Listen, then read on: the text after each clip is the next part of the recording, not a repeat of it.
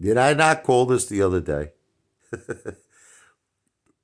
I said I'm expecting Bitcoin, Ethereum to crash, and XRP to crash. But I also complimented them. Well, not XRP, but Bitcoin and Ethereum.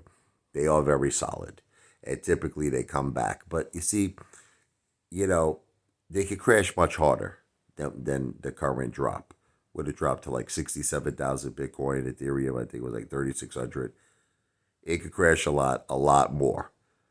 I mean, I personally wouldn't get involved at these prices. This thing would have to look. I saw people forget. Remember when Elon was involved in Bitcoin, and then he got out of it. He's like, "Oh, it's gonna hurt the environment, all that shit." I saw it drop Bitcoin. It was like an insane drop to like 10,000. I don't know if you remember that. It dropped to like $10,000. Okay, so it wouldn't shock me if that happened again.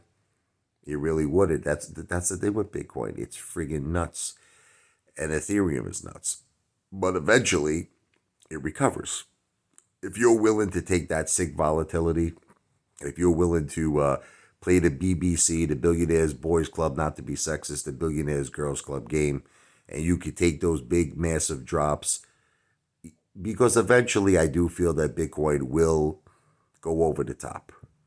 I mean, I do. I really believe it. I do believe that Bitcoin could eventually hit $250,000 or more, and I think Ethereum could hit like big numbers too. But you got to go through a rocky effing road of a lot of volatility. You got to have a stomach that can take that shit. If you could take it, or if you really want to play like the ultimate safe game to me is wait for the massive crash. Wait for the massive crash. Then you can just jump in, let it recover, get the F out. That's the simplest way. Like every time I saw Bitcoin, I must have saw Bitcoin crash several times. So many times I saw Bitcoin crash. I remember one time it went down to 5,000. I was living in Staten Island.